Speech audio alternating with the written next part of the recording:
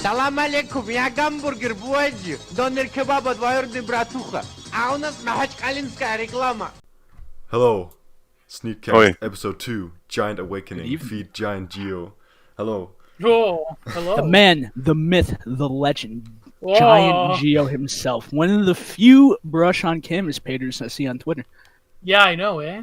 Yeah. The best there was, the best there is, the best Best ever. there ever was. So, Oh. Been doing it for thousands of years. so I think Gio is probably the most famous person in this group call right now. But let's just say anyway, alright, Gio, you're an artiste, Autiste, yes.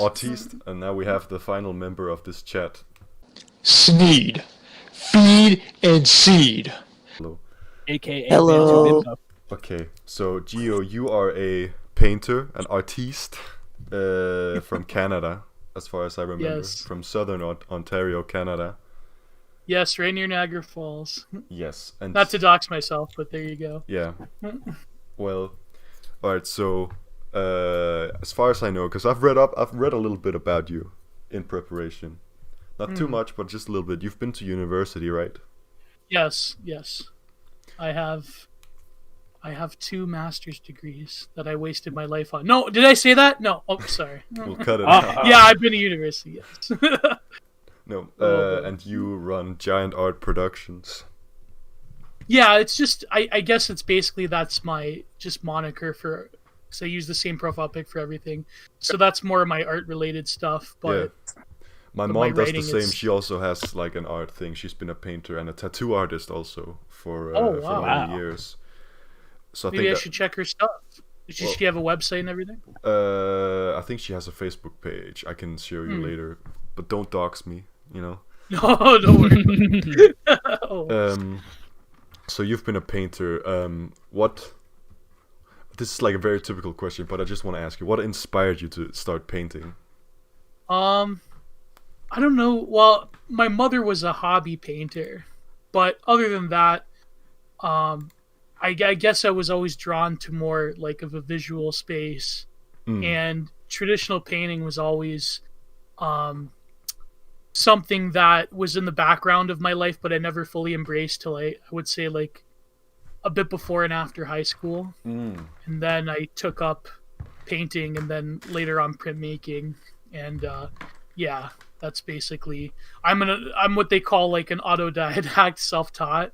I contemplated going to art school, but honestly, to tell you the truth, like having an academic philosophy background, the stuff they teach you in art school nowadays is basically like just art criticism. And I went to a very like postmodernist university program, so I already pretty much my MA was pretty much focused on aesthetic philosophy to begin with. So I don't know, and plus I don't see myself getting along with a lot of people in art school, to tell you the truth. But yeah. Aesthetic philosophy in art school. I think I've heard this one before. Yeah. I started off my first master's was originally with like a lot of Eastern philosophy, but then that turned into Eastern philosophy as it relates to art, and like especially like Chinese ink paintings. And then I had a lot of continental stuff like Deleuze and Guattari was like a big part of my education as well. And then later Michel Foucault when I was in politics. So like so basically like all of the French people that want to abolish the age of consent, that was my education. Not that I want to abolish the age of You ever consent, hear of a mind little you, man but... called Sartre? Oh yes, yeah. Jean-Paul Sartre, yes. That fucking goon dude, let me tell you. Well, he would have been he would have been a goon. So Oh, I've absolutely. done a bit of Do you- painting myself. I was taught in school. Well, I didn't go to art school, but I had an actual like, I would say a moderately successful artist as my teacher. Her name was I will dox this because you're not gonna be able to backtrace me to this, but like her name was Ulla Lundskad, and she has an art studio, and she has exhibits and stuff. She taught me nice. when I was a kid about the joy of painting. I don't think I was ever really a good painter, but I think I was a good sketcher. I think I was always better at drawing with a pencil on paper than I was with painting. Yeah, that's usually the experience of a lot of my friends as well. I have friends who are more accustomed to like drawing and then later transitioning into painting. Yeah. Whereas me, I kind of like started off doing abstract work, and then like later like trying to draw. I'm very rough with drawing, but I'm getting there. I think I found I think the thing I was best at there was clay modeling. I think that was nice. the thing I excelled the most at. Yeah, I did some clay modeling back in the day too. I used to do sculptures of like people models I had set up, or like how do I put? We used to like model for each other in school. And oh wow! To model like to sculpt in that amount of time with a model is quite a skill. It's very different. You have to think in like 3 dimensions. Yeah, I think I was Wow, better. that's crazy. I think that's why. I mean, I can draw, of course, on paper, which is 2-dimensional, but I think I've always been better with the 3 dimensions. And there were many great Nordic sculptors as well. Yeah. So maybe the Nordic mind can think in that type of headspace. Maybe they're not as good as translating 3D to like a 2-dimensional plane. Maybe that's. Well, I firmly believe that like every culture has an IQ base or a character. Like us Mediterraneans, we're more visually high in IQ, whereas Germanics they're more like literary and so forth. Yeah, because if you look at the artistic contributions from European countries, when you go to the 17th century, like around there, that's when the Nordics they start they start posting, they start putting out some well-regarded literature starting in like 1720 or something like that. Well, that's although I must say one of my biggest influences is Edvard Munch. So the original OG Black Pill Doomer incel artist. So I went to a museum. There's this artist from Denmark who lived all the way up north. He was called P.S. Krøyer, and there was an unfinished painting he had received from Edvard Munch that I saw. Really? It was like half painted, half sketched. Oh man, Uncompleted is some of my favorite works. That's yeah. And it was all the way up all the way north, like the northernmost part, where you can actually go up to the beach and you can stand with a foot in 2 different seas. Oh, are you much of a? I have to ask though, are you into BM at all, or like a little bit? BM? Black metal. A little bit. I have to ask. I've dabbled in it, but like I think my interests are mainly elsewhere. But my first introduction to black metal was Burzum. Oh, of course. Yes, of course. Classic. And I didn't even know about like the whole Varg, like Euronymous thing before I listened to Burzum. I just thought this is some good shit. Oh yeah. Burzum is still my favorite like metal black metal band or project. I think it would be easier to call it a project. Yeah, even some of like the newer stuff I like too. Although I know Verge, apparently he's denounced being a musician. Well, he makes like electronic music. But recently he totally gave that up as well for some reason, because it's not authentic to the Volkish lifestyle, I guess you could say. I think the first Burzum song I heard was actually one that it has a German title. It's called Erblicke die Tochter des Firmament or something like that. Ooh. And it was like a really weird song. It was basically like only 2 different power chords through the entire song or something like that. Oh, was that off Philosophum? Which album was from that? The let me look it up real quick. Die Tochter des Firmaments. Let's find out. It's from which album is this? I can't seem to see. It's from Philosophum. Oh, knew it. Yeah, I knew it. Oh, that's a great song, man. Yeah. That's great. But yeah, I do listen. I mean, I think I found my calling, so to speak, when I first heard Rammstein at the age of 5. Wow. Oh, nice. Because my dad has the Sehnsucht record, and he played that for me when I was a kid, and I really liked it. So that's like the music that I gravitated towards. And both my parents are they're both very musically interested. So ESL mode. my mother plays the piano, and my father, he doesn't play any instruments himself, but he builds like weird instruments, and he has a very big record collection. So I think I grew up with a lot of music. Oh, he's one of those like DIY folk artist guys. Yeah. Well, he man, that's actually he more like he builds music instruments for me to play because he really likes watching me play stuff he built. I think That's wild. nice. for a school project we once built a 2-string banjo out of a cookie like tin box and a wooden chair or something. That's like what prisoners do in the federal pen. They make instruments out of tin boxes. Yeah, it was like a cookie Wow, that's tin. crazy. Man. Like and then I brought it to school, and then my art teacher was like, "Oh, that's such a like that cookie tin had such a beautiful like landscape on top of it. It was a shame that you had to drill holes in it for more acoustics." Wow. It had a Rococo landscape on it. Blown out. by It the had like a teacher. Bob Ross mountain painting on it. Oh, even better. Even better. I still have it somewhere actually. Like I'm probably Nice. not gonna be able to find it now, but I have it, and I'll probably show a picture of it.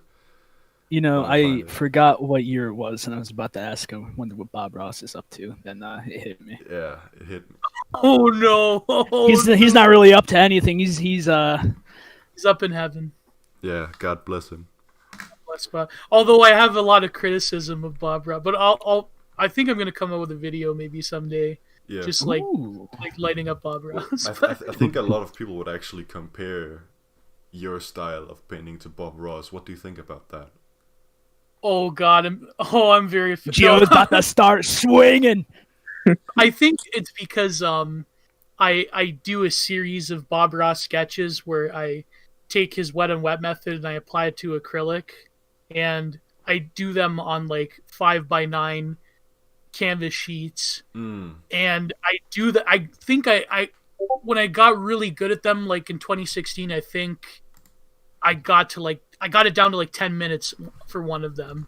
And I was gonna do this thing where I was gonna like basically become a busker on the side of the fall, like Niagara Falls, like, and like sell them maybe. I don't know. Maybe I'll do that still, but I think like I haven't been focusing a lot more on the landscape as opposed to a few years ago Yeah. because I've been doing a lot of conceptual type of stuff. But I don't know. Yeah, I could see the similarities here and there, especially with those type of like paintings.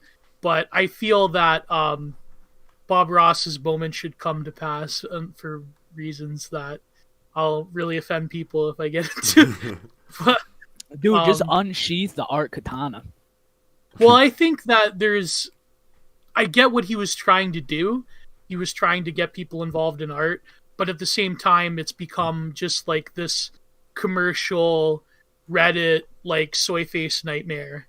And Yeah, for no, that's a legitimate criticism that I've heard Yeah. at least one time before. I mean, Like, personally, I have.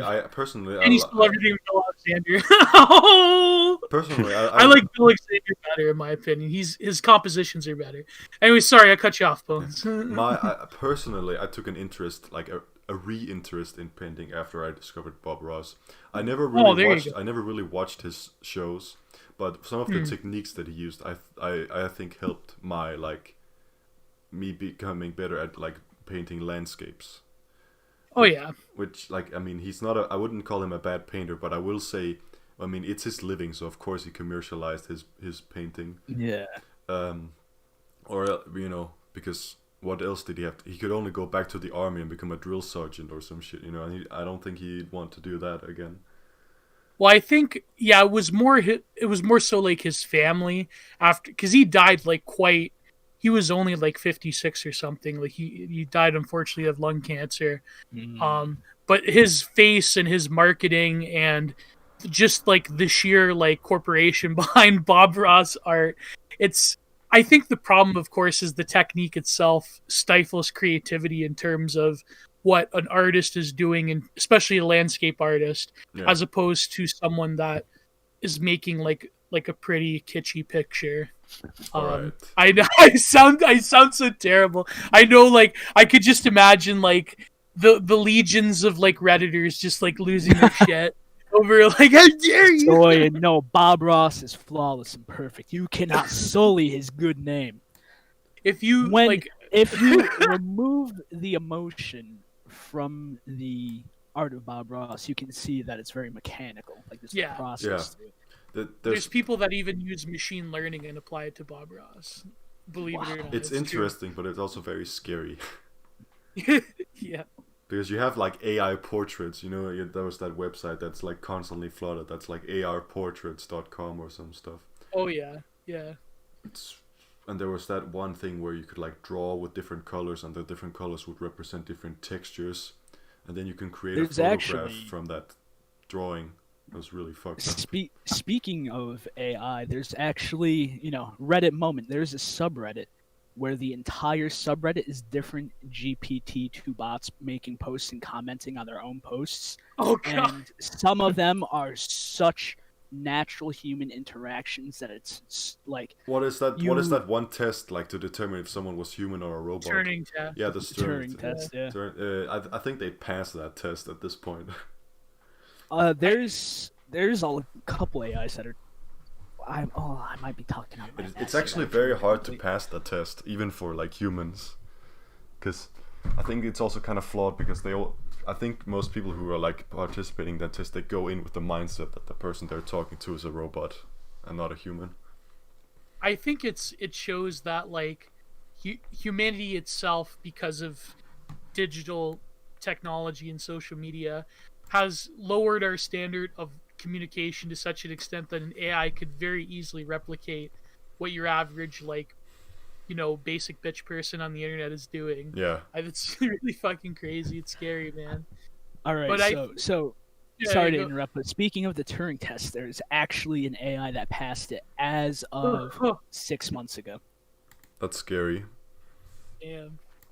Right. There'll be memes that are made from AI. So There probably already is. There are AI generated memes, and a lot of them are just there's the Inspiro they're bot. funny but not intelligently. It's like lol, so random. There's the Inspiro bot where it's like snort crack and run for president. Inspirobot's pretty good, and there's some other website where you can actually take like meme formats and then get an AI to generate one for you. And a couple of them have made me laugh until I want to puke.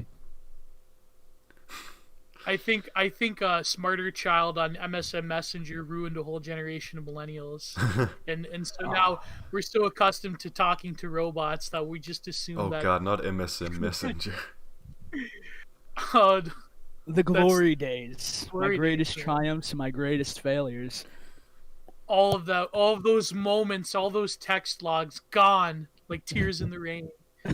Never will we see the brilliance of messaging. No, you log off. No, you log off. No, you log off. I remember when I was a kid. Nudge. Like, Where's the nudge I'm the feature young. on I'm not the youngest because Yagi's here, but I'm the second youngest. So I don't have I have like a baby like recollection of MSN Messenger. Oh. You know, like when you're like Primordial when you're like a toddler and you barely like remember what you did as a toddler, but you have like faint memories. Dude, you remember wow. those gifs you could send people, like the Oh monsters? god. I would. Dude, remember spam when you could people with make them? your own emojis you could spam at people? Hey, let's go. Oh man. But like, I remember on the school computers we had, there was a guy who Yes. forgot to log out of his MSN Messenger, and he was talking with like a girl or something, and we were like pretend to be him, and we were like tell her did really that, weird man. stuff. We did him dirty. God. Yeah. Send him the gif of like the swinging dick gif. Send her that. Meat was- spin, holy moly. My buddy, I had a friend in school who was like a delinquent. He went to juvie and everything, and he made a mirror of meat spin. And this was the time when RuneScape was really popular. And I still remember the URL. It's dead now. RuneScape.666.tk, and he would hand it out. Be like, here's some cheat codes for RuneScape. And it would just be the Oh, meat boy. spin gif. And it would be the meat. Yeah, it was the Well, meat spin. I gif. think that there used to be, I don't know if it's still like that, but there used to be a domain as well. I can't remember what it's called, but it was Meatspin, and it actually played like you know how like it plays the Dead or Alive, You Spin Me Around, like, but it's very low quality. Yeah, that one. It's very scuffed. Like the Yep. quality of the audio is very scuffed. I remember there used to be one where it was like really high quality audio. and like high quality like GIF as well, which is really like it's gone now, I think, but it was really Oh, I'm sure there's a YTMND with it out there. probably. But yeah. All right, so one of the reasons why I wanted you to come on here and you know, have a good one, have a laugh with us, was your video on the Black Wojak. The black. I've watched it a couple of times, just like try to like remember it, like and call up stuff. But I'm afraid I can't recall all of it.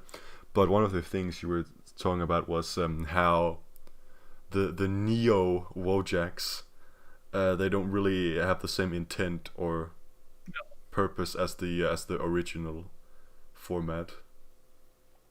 Yeah, I think. Well, in my video, I talk about how basically like these like woke POC Twitter people, they're essentially just cargo culting. Like they saw like the gamer head, the Nordic gamer. Yeah. Gamer head, yes. It is And such they a basically powerful just meme. cargo culted it. Yeah. When the Nordic gamer thing came out, it was such a powerful reverse. It was basically, I hate to say this is gonna sound very Reddit, but it was basically like a new Uno reverse card. Or it was like an admission of, not an admission of guilt, but an admirance of guilt. Like you do. Yeah, where it's so like and you so. receive an accusation, you're like, yeah, and It's just What are like you gonna do when about it? it's like when like these e-girls on Twitter try to shame you for stuff, and you just say, like, you just like go with the joke. It's really like, yeah, it's a counter discourse in a way, because it what was I going to say? It is cements the sort of defiance at social expectations and at the allowable opinion space, like the Overton window that most people have. It's the acknowledgement that, yes, I believe in quote unquote problematic things. What about it? And it renders What are them you gonna do about it? yeah. it removes shaming as a weapon, because Exactly. when someone tries to critique something you think or do, they try and put this social shame on somebody. But if you remove that aspect of it, what are the legitimate criticisms of those thoughts then? Exactly. It's opening up a space to sort of question, why are these accusations so intimidating? Why is the fact that when people call you isms and ists Yeah, so it's like the little kid effective? asking why, where it's like you receive this accusation and you're just like, yeah, why is it bad? And they're like, because But then at the same time, this is what I was going to say. At the same time, you have people who are largely either directly the people that control discourse or the benefactors, such as these various minority groups, are trying to like take it and cargo cult it and say that, this symbol of power, it's our symbol of power because we have this more ingrained form of oppression, whereas the average like white gamer or like mixed hapa gamer that is like shit posting on the internet, that's not real oppression, man. It's like, so now they're taking it, and it's always an idealized form of what these people look like, and it's Yeah, I found that interesting how it's like they were very focused on making the Black Wojaks very cute. mhm, mhm. Because, well, it's not supposed to be cute, it's supposed to be like a mood. And there were Black Wojaks before There was. that weren't so pretty, but I actually yeah, follow it the was just a artist on, regular brown Mojak. yeah, I follow the artist on Instagram who made them. I just happen to follow her. And she's one of those girls who makes like very cutesy anime art. Um and I think it's funny because she totally, it's like they just see these things and they don't get any context because like after it got popular, she like completely disavowed her art. She's like, "Oh, actually I didn't know this was a racist dog whistle. Please stop posting these." So Um you know how like history repeats and the cycle continues on and on forever. Do you think 1,000 years from now there'll be blacks online saying like we was Wojaks and shit? Oh, maybe it's a possibility, but but no, that's a good point, Yagi, because the thing is, there was articles that acknowledged it. There was this one I cited that was talking about the problematic history, but the Wojak, you're right. It's more of a mood. It wasn't meant to have like these people on Twitter and Instagram posting like very individualized edits of it, where they're like, "Wow, that's so me," but that's not the point because the meme is, I know it sounds so stupid, like, "Oh, you stole our memes," but it's more of to identify almost inidentifiable and unspeakable forms of emotions that No, exactly. Yeah, people it's are an not abstract by. given an icon. Exactly. So the Wojak is by definition an impersonal, like almost like in a video game NPC character creation custom layout. In that, It's very funny that it's Yeah. like you can't because even I can still like look at a Wojak and I'm like, yeah, that's me. But Yeah. it's funny It's- that everyone has to make it look exactly like them for it to even Because- be relatable. Now there's also Because- like, I don't know if you mentioned this because I was just getting a phone call, but there's these Asian Wojaks too that are like, oh yeah, Very bad. they look by a the lot way. like Asian American women, in my opinion. Like these It's like modern Asian Asian. baby girl Wojaks. Yagi, were you a soldier in the Black Asian Wojak race war on Twitter? No, I wasn't. I didn't engage in Black Wojak discourse except for about one meme, but it wasn't even about the Wojak. It was more about what was being said, because I didn't care. But it's just very funny, because Black people. If you see how Black people use the internet, there's this thing where they're like, Black Twitter is like the most important part of the internet and internet culture, and like the funniest part of the internet. And like there's mirror, I'd say like in the like normie sphere, most of the stuff like yeah. Black comes Twitter from is the Black normie Twitter Discord. generator. Yeah. Yeah. But they're like extending that to the Wojaks, like, oh, we can't have anything. Like, look Original what they keep taking from us. I feel like the problem. I shouldn't say too much for fear of being racist, but Uh-oh. I feel like I'm a non-racist. Okay, I'm Italian, so I can say this. We're all racist. in Gio this is not chat. racist, he's Canadian. There's a difference. Yeah, I'm ethnically Black Italian, so I could talk. The Italian stallion. Wait, there are So- Italians in Canada? That's wild. Oh wow, there's a lot of us. We built the canal. No, legit, my great uncle helped build the Welland Canal. That's nice. So That's baller. See, I'm used yeah. to the New York saturation level of Italians. Oh, nice. And then there's that saturation point where you can't tell the difference between like Italians, Greeks, and maybe the Irish in New York. Well, there's an ethnic group in Ireland that are called, not because they're actually black, but because they have dark hair, they're called the Black Irish. Yeah, Well, they're Iberian, right? Yeah, I think so. Yeah, They're more related to the Iberians, yeah. Yeah. but That's interesting. Or maybe Basque. I don't. Something like The that. well, we all know the Irish are the black people in Europe. Yeah. And the Polish. Oh, but anyways, yeah. So the thing with Black Twitter, I hate to say it, this is not an indictment on Black people, but they seem to operate within a hive mind. Like as soon as they're convinced of something, then all of Black Twitter, with the exception of a few, like okay, let's say it, with the exception of Hoteps, all of Black Twitter sort of moves with one voice. And when they get a sort of narrative in their head, like what was it in the summer, there was people that claimed that there was I forget who said that that they were like appropriating like Holocaust iconography, like Black people were made into lampshades sort of deal. You guys remember this? Yeah. It was real to me. It was real to me, exactly. So the thing is, we, when it comes to, it's complicated because a lot of the lingo of Black Twitter is not just exclusive. Like it seems that Black Twitter, like I said, creates normie memes, but even the language that we use in our spheres is like has an admixture of that. But when it comes to this like war, this like quiet weapons for silent wars between like Chan culture and Black Twitter and Reddit, I guess Reddit would be like, they'd side with Black Twitter, but it seems that the appropriation of the Wojak is like almost a direct confrontation between these two massive spheres of the internet.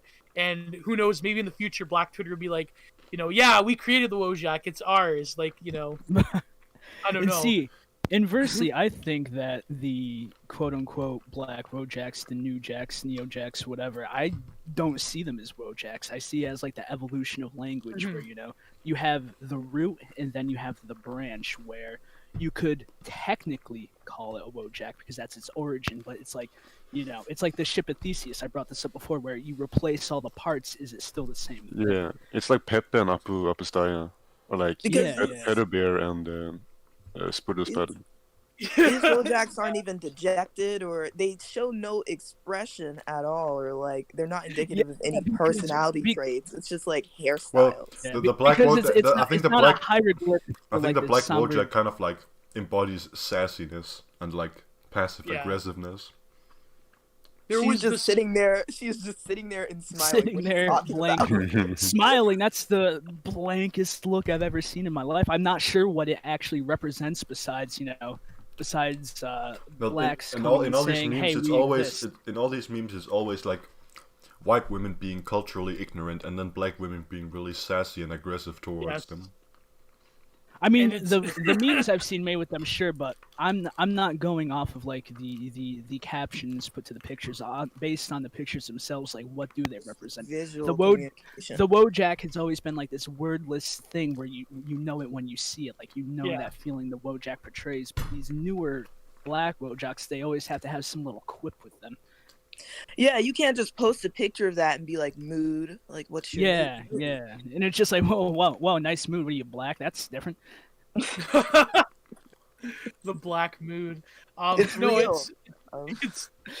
It's true though. No, it's true. I think that when it comes to the black Wojak, it's another sort of further like hyper real appropriation of like what was original and authentic to Chan culture in particular. They're also made to be way more like physically appealing than the original. Like there's a lot of vanity about it. Because girls don't like to portray themselves as ugly. That's really all. Yeah, that's. You said it, not me. Oh.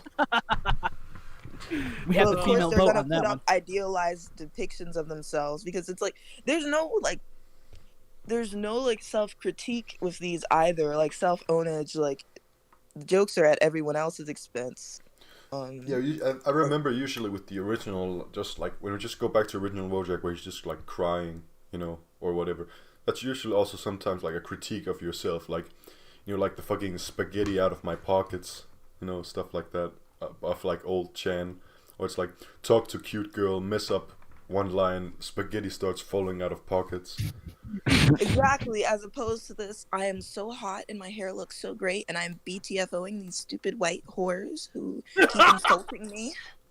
Like, the Wojak has been robbed of its original significance. There's also like this, there's also this psyop with like black Wojaks where there's like this faux psyop about race mixing for some, like what I've seen a lot on like Twitter with these memes. There's like a lot of faux race mixing psyops. You keep getting white presented. Oh, race mixing. I keep seeing lesbians. I keep seeing the lesbian Wojak. Keep seeing lots of lesbians. Yeah, can you DM me the race mixing Wojaks? I have seen the race mixing one. I haven't seen or these. like they make them into little like there was the Nazi one girls. White boys kind of like. There was this one. That's fantastic. I mentioned this in my video.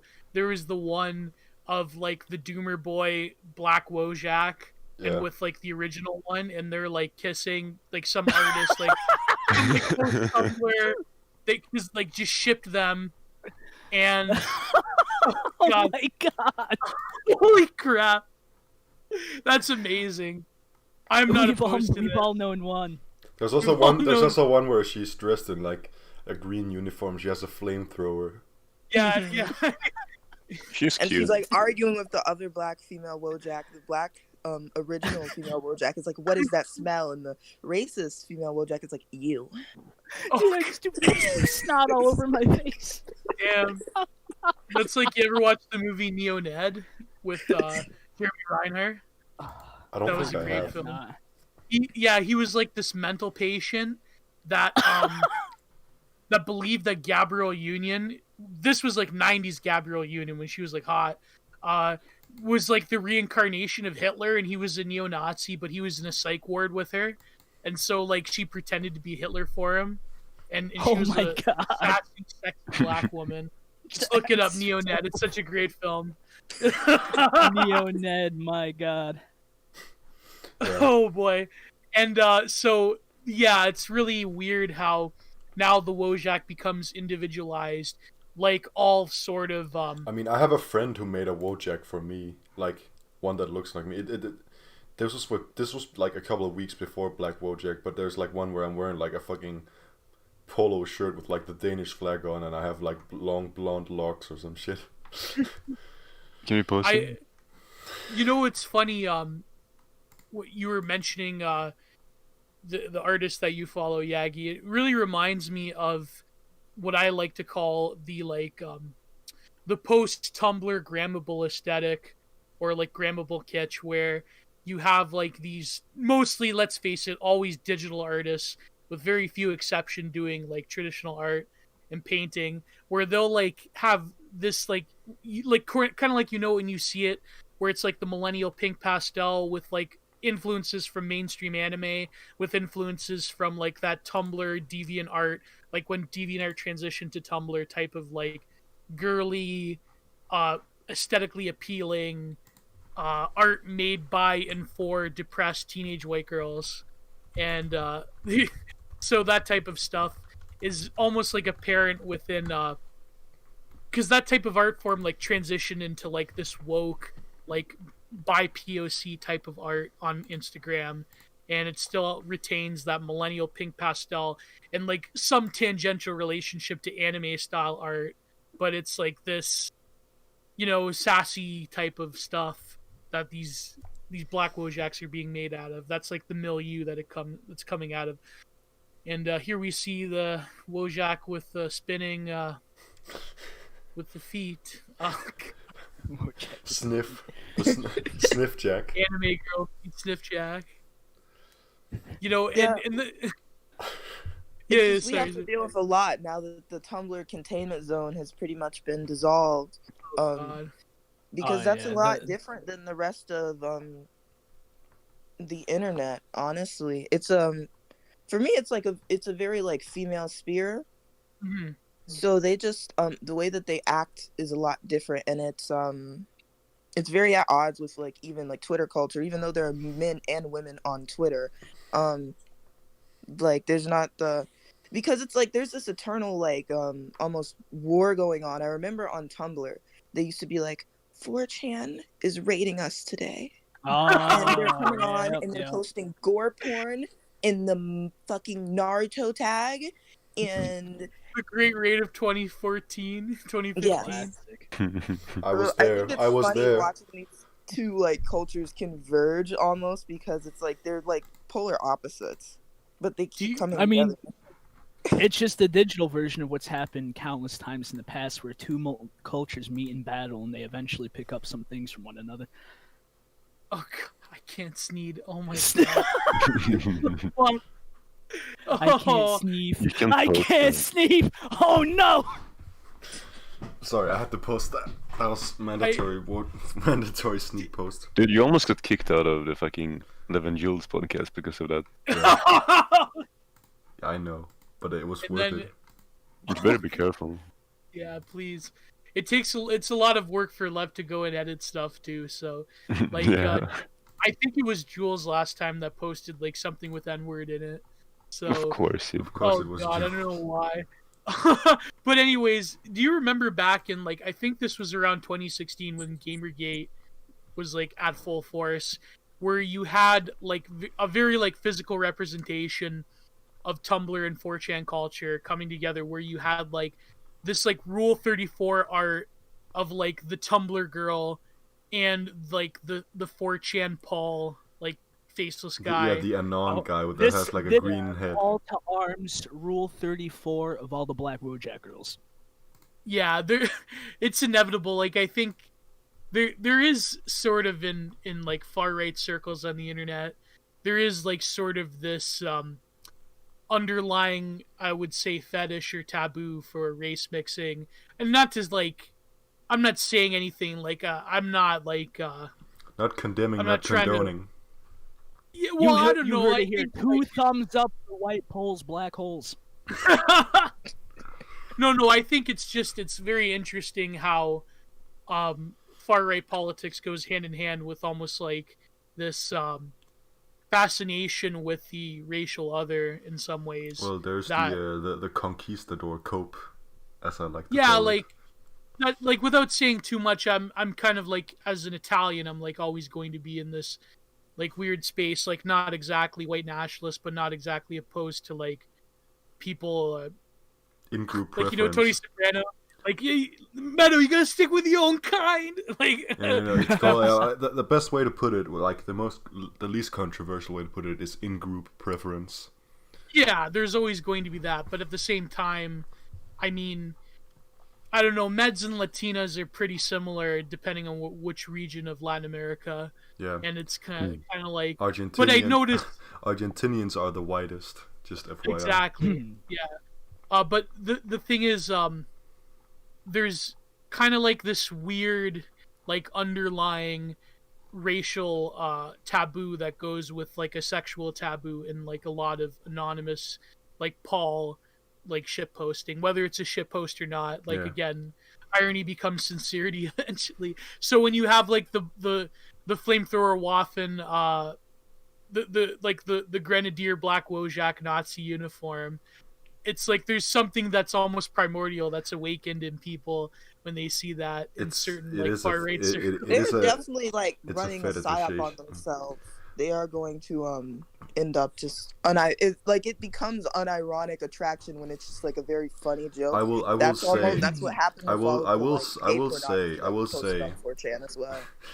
I will say my account is not like a BLM POC welcome account at all means, but I've noticed a surprising amount of like interactions I have on social media are not from white people, but they're from black people, especially black women. Oh yeah. Especially if you're like, because I'm friends with some Hotep people, so like I think Hotep Twitter is a really fun place to browse once. I think the SNEEDCAST is the largest collection of whites with like deep esoteric internet Negro lore. Oh my god! Like he wasn't being racist. we've seen. He was saying black in Latin. He wasn't being racist. Yeah. Oh yeah, no. It's Yeah. like giving him some valuable inside knowledge that he's holding on to. And it's the freedom to explore these topics without without like explicit condemnation from either side. It's Yeah, it's where you know, if you identify race, you're racist. Where, you know, we should celebrate what makes us different as opposed to the things that make us the same. But don't you know that they're the real racists, though? Fuck. Well, He's got to be if you're talking Just about acknowledging race can lead to some very interesting conversations, assuming that one party or the other isn't like being intentionally antagonistic, which is what happens most of the time. Well, I hate to be that Twitter, I hate to be that neocon guy, but like at the same time, Democrats, or like at least lefties, I hate using the word lefties or leftards or whatever you call them, or like, but leftoids. like leftoids, they at one stroke they say there is no, like, race is only skin deep, but then at the other, then it's like, you know, oh, we're so different. To ignore it is like an act of erasure. Yeah. To not like acknowledge race consciousness. Race but doesn't unless matter, you're white, but then you can't do that. But that's race like, doesn't matter, but also white people. I'm are very evil. race conscious because I know I don't know for a fact, but I'm pretty sure that like my grandmother is Italian, so like. There you go. Wasn't she Polish? I think she's like Polish Italian or something like that. Of course. Oh It's God, Polish Italian. your grandma's German.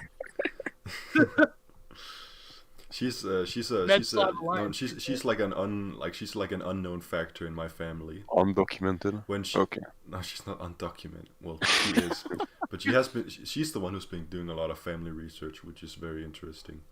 Mm. and she wrote a couple of books. Like not something she's published, but she wrote like several books worth of like our family history. Yeah, I actually recently got a book of my family's genealogy from my grandfather last month. I would say if I had to make up my my genetic heritage, it would probably be something like at least 80% Danish. Yeah, my and then the rest. Well, I mean, for most people who are living in Europe, it's like between 50 and 80% the country you're in. If you have a long family history in that country, and then the rest is like random stuff that's been thrown in the pot. Yeah. Various conquests and so forth. Yeah, and like immigrations, overlaps, immigrations, all that shit. approved race mixing. Well, I have that thing where like, I mean, I probably get shit on if I brought home like a Southern Italian girl. Let me just say that. But like, For real? if like my one of my cousins is dating a Polish girl, and he lives in Sweden right now. And I mean, you got to give this the Alps lore. And one of my other cousins, which is like, I think that's the most controversial thing in our family right now. He's dating a Chinese girl. Oh No. Whoa. Ni hao ma. Big scandal. There's this like thing. There's like this thing that's going around where like, oh, Asians are so easy to get. They're like the bottom of the barrel for like They're for like white toy guys. girls almost. Yeah. I don't know if that's. I mean, I don't know if McDonald's that's burgers true, are but, still like, tasty. I mean, when I was like 14, 15, I had a girlfriend who was from Thailand who was living here in Denmark. And she was not a boy. Don't call her a boy. She was not a boy. Well, the Taiwanese have discovered a third gender. We all know this. Don't you mean China? Oh no. Uh-oh. Uh-oh. You know, I get paid for saying this. China #1. Yeah. China #1. I really like what was it? Not the Ted Cruz, the Terry Crews meme where he's like, "Fuck you, Donald Trump," and then when Xi Jinping comes in and starts speaking Mandarin, he's like, "Yes, Mr. Chairman, honor to the Chinese Communist Party." Because there's a picture on Terry Crews's Instagram where he's standing behind the flag of China where he says like China #1, and it's like on. Oh my god! Incredible. Whoa! This So is do you big. think the Chinese, they're paying Black Twitter meme makers? It's like the Black Wojak is the total Chi-Com psyop. I think I as mean, far- Stranger Things has happened. Stranger Things have happened, but for all, what I've seen, black people really don't like Asians or Latinos. No, not at all, and it's completely reactionary. I mean, if Russian hackers can sway an election, Chi-Com can sway memes. Oh yeah, no doubt. Well, the Russian. I'm not gonna go into the whole election shit about Russia. No. That's 4 years behind us. It was a joke. Let's move on. Please no. Yeah.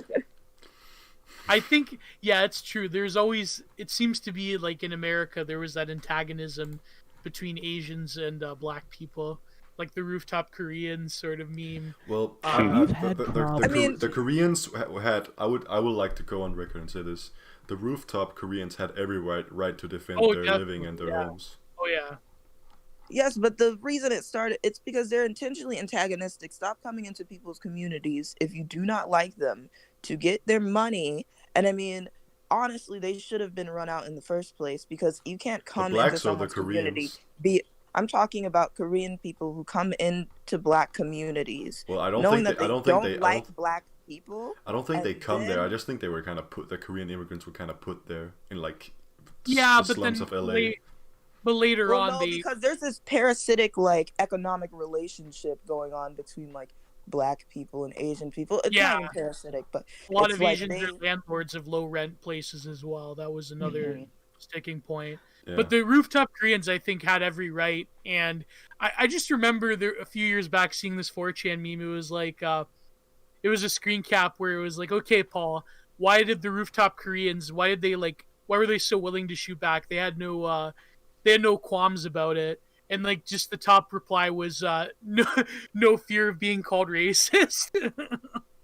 And well, that's about to be over for Asian people very soon Oh, yeah. because as you see, like POC is dissolving as a concept, and Well, now black it's people are biased. starting to self-differentiate. POC, they removed Asians and added Russians. That's crazy. Incredible. Did they? oh, David. Yeah, Who is that was- they? What delegation? I'm is POC. this? Whoa. Whoever is running the narrative at this point is whoever they may be. Yeah. So like Slavs in general. I think the people who are behind all the bad things in America, they're the Irish. They run all the banks. Oh yeah. Well, it's interesting. And you that's not say even a that joke. Like because 50 to 60% of all the banks in America are run by the Irish. And police Why, department. why are so many NYC cops Irish? It makes you think. So it's It was the Hibernian menace all along. We've been fighting the wrong enemy.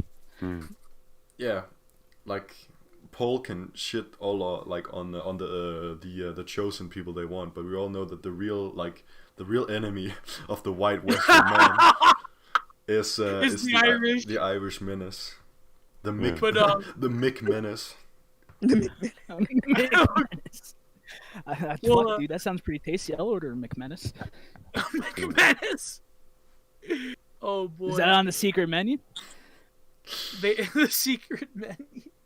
They it's like I think we were talking about the Asian I think it's this sort of parasitic relationship, and I think that's why black people, especially like in the 1990s when there was a huge wave of like Korean immigrants, but at the same time, I mean, it is a class-based sort of thing, and it's I don't know. I feel that the trend in America currently is like this ghettoization of all people into like their own sort of thing. I think a lot of like social issues can actually be deconstructed down to economics, like the economical issues. Yeah, race is class, really, like functionally. Yeah, because like I would like to just go out and admit that I am from a working class family. We're not middle or upper class or whatever. I'm from a working class background, and we get along fine. I don't live in a colored neighborhood. I live in a 100% white neighborhood, but I had my cousin, and I used to go visit him a lot, and he actually lived in the ghetto while he was studying at university. And he got along fine with all the Turkish people in the ghetto. Oh, that's right. Yeah. You have a lot of Turks there. That is your main. Those are your version of Mexican immigrants. Most the good Turks, I would say, are the actual the first generation immigrants who came in the 70s. Because they were actually just called foreign workers. They weren't even fleeing from anything. It was just foreign work because we were too lazy to do it ourselves. And then they didn't. Well, some of them left. I would say a lot of them left, but some of them chose to stay. Some of them chose to stay, and now that we're at the third generation of Turkish. Well, I would call them citizens. Danish citizens, but they're not Danish. I think you have to make a distinction. You can be a citizen of a country without being the nationality. Or like the ethnicity, Yeah. Like I remember reading this really bad article about what is the phenotype of Danes, and then some guy said there is no phenotype. Look at this guy, he is Pakistani, and he is also Danish. there is quite a succinct phenotype of Danes. I read a book about the Nordic phenotypes. There's a book a really old book about Nordic phenotypes. And the Danes come up in. I mean, we're going to talk about phenotypes a lot throughout the lifetime of the SNEEDCAST, and like this. Yeah, phenology. You can determine everything about a person based on how they look. No, but it's funny how when it comes to I'm just posting this. You mentioned the Ship of Thebes. This one fucking journalist. Posted this ridiculous thing about how no, it's not like the Ship of Thebes. It's like this leftist meme, words, wall of text. Oh, so it's like the fucking if you break down the Ship of Theseus enough, it's an illogical argument. Yeah, it's but it's a lot of this is class based, I feel, and I don't know. It's funny how I think a lot of this is very North American centric. I mean, basically American culture and politics has colonized the whole world.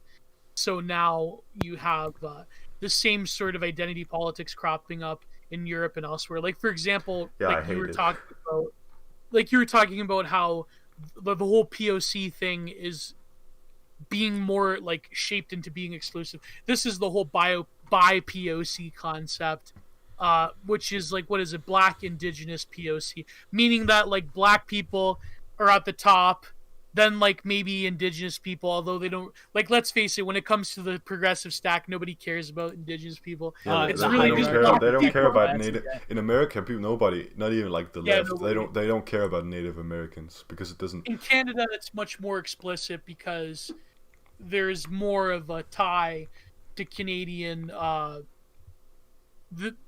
Well, there is no such thing as Canadian identity nowadays, but like if you had to like pick the sort of the influence of Native of Indigenous people were allowed to crop up more, as opposed to in America where they like, you know, Well, I think not to say that like Man, if any Quebecer heard you say that, they'd go fucking nuts. yeah, I know, eh? When you talk about the MT, I hate to say it, but like a lot of academics, like Indigenous studies people, are pretty much Métis. Yeah. But that is like in Canada, it's a different dynamic. In America, like nobody fucking cares about their Native Americans, which is kind of well, sad. the closest See, thing Because we the have, natives but- in Canada only come out of their igloos once a year to find some fucking manatees, and all the others are in Thunder Bay doing heroin.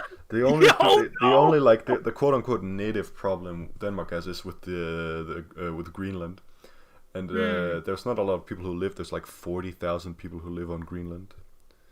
I'm ready for the even I'm less ready than for the that. 51st state. But like, yeah, well, Trump wanted to buy Greenland from us, If only. and China have been setting up illegal oil drilling operations on Greenland, and then the Danish military have had to swoop in. And No, like, that was a legit good idea. Trump buying up Greenland. No, I a wish he genuine. did that. So wait, hold on. This is Well, news to me. it's not for China sale. tried setting up illegal oil there. I think both America and China have been trying to drill oil illegally on Greenland, and the Danish army have had to patrol the coasts constantly. That's nutty. Amazing. But I mean, like, it's you know, it's called for every- it's called the Sirius patrol, and it's an elite military unit that specializes in like Arctic surveillance, basically. And like that's like crazy, and we shouldn't be illegally oiling. But when it comes to like sea force projection, as an American, I have to say, please try us. Well, I don't think it's gonna. I don't think America's ever gonna get Greenland, honestly, because Greenland is, except for the financial backing that they get, and like some of their laws and currency and stuff, they're pretty much self-governing. Viking Israel. They have their own. Viking Israel. Well, we get something. We get a piece of the pie too. We get something out of it, but You get something out of it, just like the U.S. from Israel gets Nothing. Menabaddies. well, yeah. If we could just We exclude get all those the... Khazar mommies going on tour in New York. Well, I've actually I kind of want to see Israel, but like, I think that I've been to certain Why? countries. Because whether you like it or like, no matter your opinion, Israel is. Do you have family there? No, I don't. Okay. Palestine and Israel, it's a beautiful place. Like, Yeah, it is. geographically, it is. I mean, it whether is a you like pretty it or place. not, Israel is a significantly historical fucking yes. historically Yeah, but significant so is place. Albania, and I don't hear you talking about Albania. we already spoke about. We've answered the Albanian question. Armenians aren't real. Albania number one. Yes, that's the way the news go. But like, Oh no. I've wanted to see some of the Middle Eastern countries. I want to go to the United Arab Emirates as well, and I've wanted to go to Qatar. Dude, I want to go to Dubai and just sweat and be too poor to buy anything. The closest experience I've had to Dubai was going to Malta. I actually, I knew a teacher, some like 20-something white girl that lived in Dubai for a lot of her life. That she was actually, I learned a lot of wacky stuff. Out of about all the place. the Muslim nations, Saudi Arabia is one of the more progressive, I would say. Well, didn't they just give women the right to vote there? Well, they. Or is that another? Vote. They can drive. Drive. now. I think they can. They give the women rights to drive, but I think they still need to be accompanied they're- by their husbands. Yeah, they're not that progressive. I think like Iran is like more progressive. Iran used Then to what- have. what was Iran the in the fucking country 70s, that gave- before the extremist Yeah, but they're takeover. still. I like saw a video of a dude like doing touristing and like stuff, and the women didn't wear any burqas and stuff.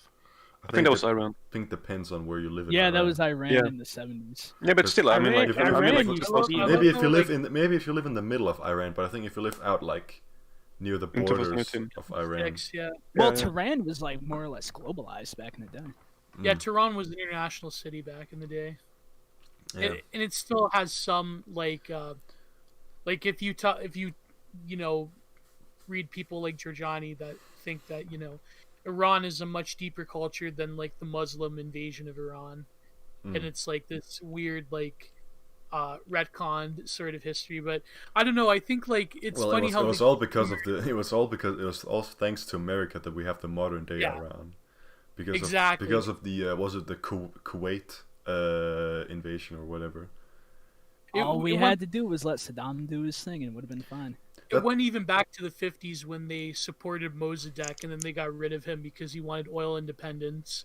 And they're like, no, fuck you! And then they supported the Shah. That's what it was. The oil menace strikes again. But like, yeah, a lot of the shit that's happened, even in like the whole immigration crisis, is thanks to American interventionism in the Middle Pretty East. much, yeah. Which is why And let me tell you, which as is why an I say, American, fuck you, I am America. fucking sick of it. I am sick. The world is not our problem. We have our own shit to take care of. Yeah, But it's I think it's America. crazy. I think America should be taking all the immigrants from the Middle East instead of Europe. But it's crazy how, like, with the exception of Slavic countries and some Mediterranean countries like Italy, like this like burning, seething hatred for Donald Trump in Europe, when in reality he was like the first president since Bush, or well, actually, if you wanted to go back since like George Bush Sr. to say no, maybe it's not a good idea to bomb people in the Middle East. Yeah, right. He was Right, like, I mean, didn't he actually successfully pull troops out of Afghanistan? Trump. Was Yeah. Oh yeah, yeah. Pretty much. Like not all of them, but like most of them. Yeah, I'm pretty which sure. is good because What the fuck were the troops in Afghanistan? because But of, The Operation Iraqi Freedom's fucking. We've been at war for what 20 years now? Almost Yeah. 20 years. September 11th. the thing about the U.S. and going to war is that it's very profitable. That's the thing. That's Yeah. also, it's the same with the Roman Empire. It's very profitable to go to war for the Roman Empire. Until you get overstretched, and then you have to let in yeah, barbarians. when you cross the Danube, which Of all said words of tongue and pen, the saddest are these. Kojima was right again. Yeah.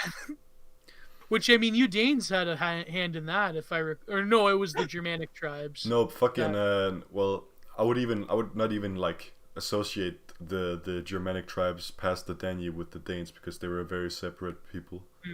Yeah. Because the Romans actually came to the proto Danes in there like to get assistance, like hired them as mercenaries to help. Well, I think there's this was like during the end of the Roman Empire or something. there's some like Nordic, I don't know. There's some like Nordic white nationalists that are like going hard against us Italians. I don't know. I can't abide by that. What I don't like. Yeah. Listen. I'm an ally of the Italians. Yeah. You know, I'm an Whoa. I'm an Italian Well, ally. As an old Tuscanian, blood Gaul, I'm about to start fucking swinging. yeah, and as a Tuscanian, I'm partially Italian, you know, like Lombard, you know. There you So- go. Yeah. Well, I'm Lombard mean- too. But it's true. The Italians that Lombard. exist nowadays, we are not the Italians of like. Yeah. You know, Like in there's the The Sopranos, where it's like, where are the Romans now? You're looking at Hey, them. okay, you're looking at him. that's funny. You see, there's a lot of interesting parallels between New York and Italy, where the further south you go, the blacker it gets, and the further north you go, the more Yeah. French it gets. Yeah, it's true. No, but for example, like my father's side is the closest, I guess, to like the original Roman haplogroup because he's from his family's from Marche, which is central Italy. But I mean, I take personality-wise, I take after my mother's side, which is pure Calabrese on the Greek side. So I'm probably like a mix of Greek and other things I knew it. in like the Mediterranean. Yeah. I knew like, you were 'cause- Greek. Yeah, because in fact, my grandmother's town and my grandfather, like their towns are very close to each other, and that was the part of Calabria that the Greeks basically colonized back in the day. So yeah, my ancestry, I probably, if I took a 23andMe, I probably have like a good portion being Greekoid. Yeah. That's like, yeah. There's So I get the argument that modern Italians are not like we like literally it's like we was Romans and shit. Like That's like modern day Scandinavian saying we was Vikings. Like it's No not- Vikings. But are Scandinavians, are they closer to the Viking lineage, like the Danes, for instance, or did they all move to Britain? well, to Britain. the thing Oh, is that they didn't really move anywhere. They brought women back, like Oh, okay. that's. Yeah. I think that's why I used to have red hair. There's probably like some like Irish rape slave. No, no, no. Oh no! Bones. The red hair is from Norway as well. Oh, okay, Yeah. Norway. Well, I Yeah. might be part Norwegian. When I had one of Yeah. those like facial scans that like determine your ethnicity, it was like 40% Norwegian, 30% Swedish. I had like Oh. 100% Polish. Yeah, and then I got 100% like Israeli, I got like baby, let's 1% go. Belgian and something percent Dutch or something. But I think when it like the closest if we're like if you take Danes, the closest they're gonna get outside of like the Nordic group or whatever racial group, they're probably gonna be very close to the Dutch. Probably our Yeah. closest like non-Scandinavian like racial group or whatever you would say. Oh my god. Ethnic So the group. Danish are Jews. Well, I don't know. The lost tribe. The Lost Tribe. The Dutch East India Company was the Israeli government I before it think was cool. without getting too much caught up too much in identity politics, I think looking at your ancestry is very interesting. I just wish that all these. It's extremely interesting. all these I wish pro- more people. I wish more people. I wish embrace 23andMe identity. wasn't. It's fun I to wish fling 23. shit. I wish 23andMe wasn't associated with Google, so that they wouldn't keep my DNA for 10 years. Well, they already got my foreskin, so it doesn't matter to me. Yeah. It's got up. You hate to see it. But if I took No, a I- DNA test, they would probably say majority Scandinavian, then like partially maybe like Yeah. Slavic, and But I maybe a do little bit. feel like My it's family interesting, tree looks like a fleur-de-lis, boy. but I do feel in some sense that like a lot of like I don't know, not that I agree with like some fucking stupid like pan white identity that can only exist in America. Well, I mean, you know, like, pan original whiteness alt-right. is just like pan Africanism, where it's a I nice. can Yeah. like the It's thing never about happened. all the like the whole the Groypers and the America First, you know, and the even kind of like not even that fucking guy. Who's that guy? Jared something like that grandpa. Taylor? Jared Taylor. I think Jared Taylor is a better like spokesperson for white Americans Yeah, than he's Nick Fuentes. probably he's Anyway, out of all the alt-right people, he's probably the more well-versed. Because he doesn't like he's not like. Well, he is a bit about separatism, but he's kind of like the he's kind of like a white Malcolm X, except less extreme. So I haven't paid attention to any alt-right shit in years. Give me the quick rundown on Jared Taylor. He's No, well, he's a guy who was raised in Japan by European missionaries, yeah, and so he moved to wants America. to replicate. Like, Oh, Japanese- so a fellow white samurai. I see. yeah. And he speaks fluent Japanese, and he was actually interviewed by a Japanese TV station a long time ago. And he Howdy. likes the concept of the Japanese ethno state. Yeah, because Japan is basically like, An ethno state. yeah, but it's not Like- like it's not like an evil ethno state. No. No, Although it it's just- depends. If you talk to the Koreans, they'd say otherwise. They but, prefer like I think the Japanese, they prefer Europeans as opposed to other like yes, ethnic yeah, groups. very much so. And in Which Japan, that's like very funny because there was this news report a while back where there's this like huge like terrorist attack and it was done by a white in Japan. Yeah. Well, even though they prefer Europeans, I don't think that's because of. I think that's because of accomplishment and Yeah. merit. I don't think it's because of race. No, They it's still actually, treat them as like second-class citizens in some places. oh yeah, definitely. It's genetic memory from when Admiral Perry came knocking on the door. From William Wallace or whatever his name is, the Dutch or like settler or whatever. And the Japanese, they do have like an obsession with like the big burly American. Like, I think that probably comes The from hot-headed, fucking burly, World War stupid II. American meathead. No, even William like Wallace? in Japanese wrestling and strong style, you had like all of the gaijin wrestlers that like really made it were like the Dude. giant What was monster. Texas. it? Was it? average- It was like let me tell Dynamite you. something. Japanese Dynamite women Kid, yeah. love fat white men. I will tell you this now. Oh yeah, that's why. Like, look at all the heels that got over in Japan, like Stan Hansen, the Texas Cowboy, Big Van Vader, and you also had like on the other side you had technical wrestlers like Chris Benoit and Oh and no, not and not Chris Dynamite Kid. Benoit. Requiem Scott and Pache. Sorry, I feel like I'm on the small package podcast now, but it's shout out to my boys. Yeah, shout out. No, what I was gonna say originally was I don't like agree with like the pan white stuff. I think like that's a shibboleth of the alt right, but at the same time, I feel that the other extreme of like I can trace this like ethnicity back to the Scythians, sort of esoteric racism. I don't know. It's interesting and it's thought provoking, but at the same time, I'm just boned. I don't know. They get too much into the weeds of it. So I'm not Scythian. I'm 100% me. 100% boned. No, I feel that like the Indo-European spread throughout the world. But I feel that I don't know. I don't know. I feel We need to have that some is very chill. true, but that entire discourse for me, it's a lot like just American like white nap pan white. It's like Like, it's to like me, the but it's just like Amerimuts they go things. further back.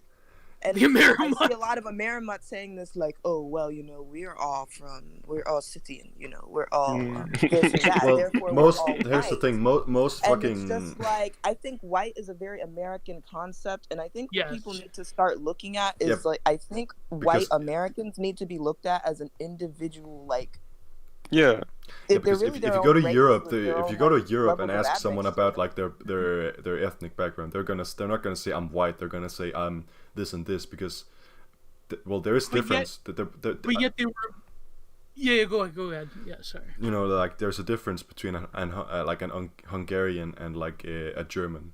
Like there's a Absolutely. difference, but like, I mean, with the Austro-Hungarian thing, there's maybe a little bit less of a difference than there was before, but there still is a difference if you're a German or if you're an Hungarian. Well, And there may be a kinship between groups, like the Mediterraneans will stick together, and the Mediterraneans, like Italians, have some relation to a lot of like Slavic people across the Asiatic, right? So, Well, the but at the- Balkans, and yeah, stuff yeah. like that.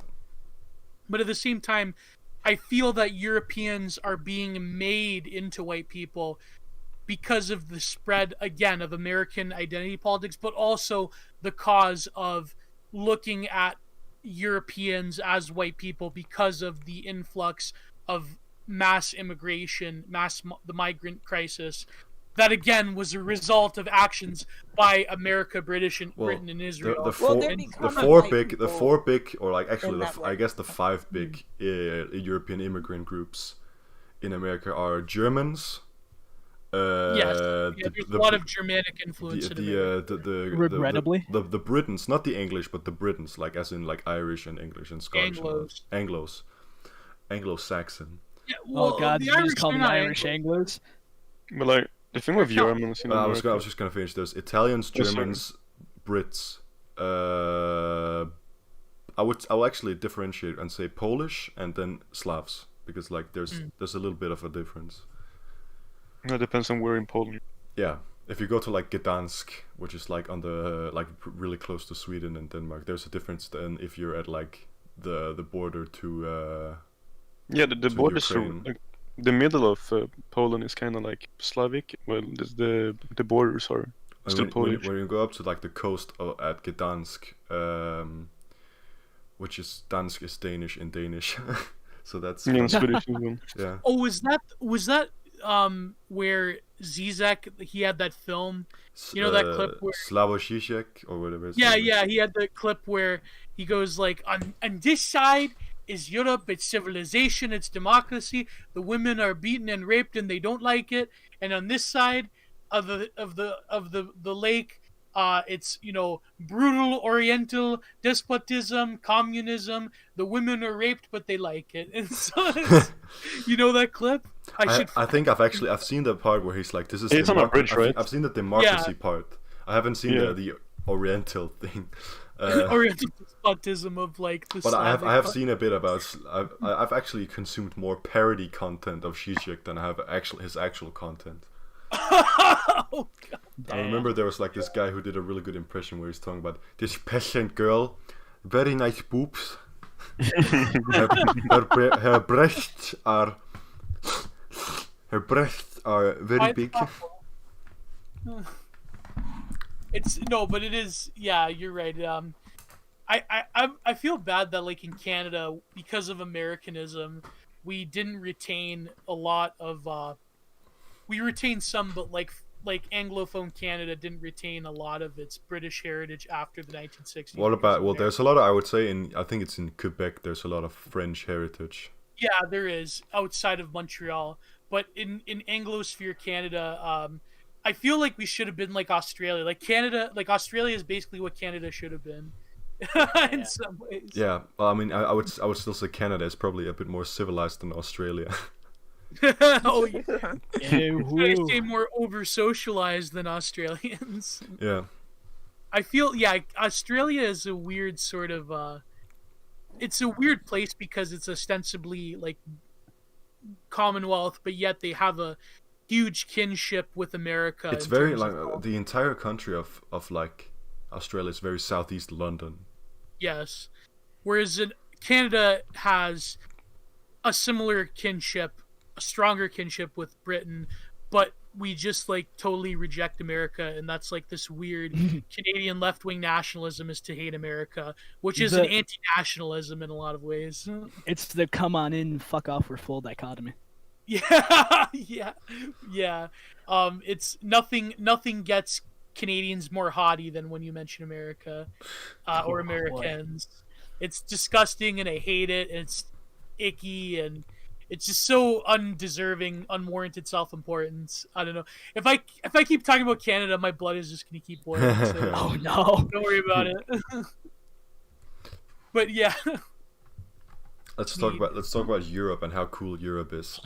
Yes. Europe is epic. I think like I actually want to talk because you're Italian for the most part, and I am Danish for the most part. You know, there's this whole like sphere, especially on Pole, where it's like Nordkoks versus Med Bulls, or like Nord Bull versus Medcox or whatever. Medcox, yeah.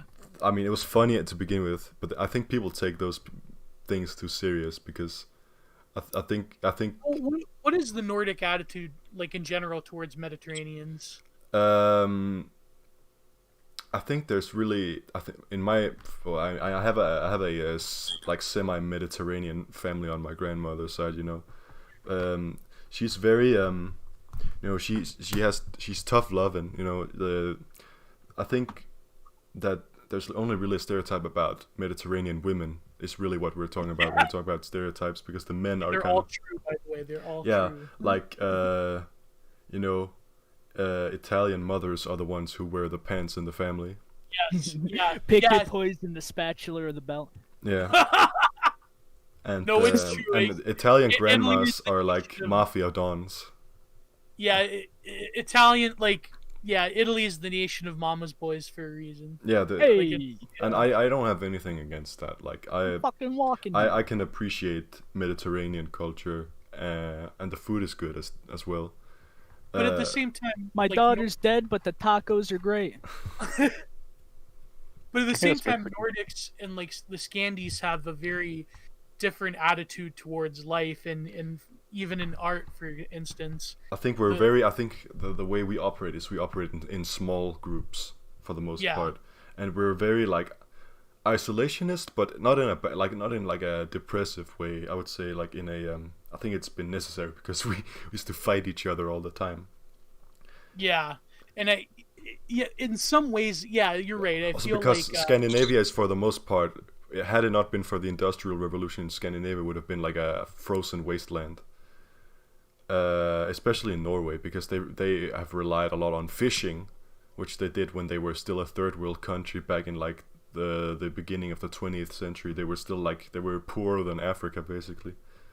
And this is another thing I think that American, like basically American like DSA shitlibs, they don't understand this about the quote unquote Sweden or the Scandi model, because there was this great book before he wrote his famous book Jihad versus McWorld. Do you know the author Benjamin Barber? I've heard the name before.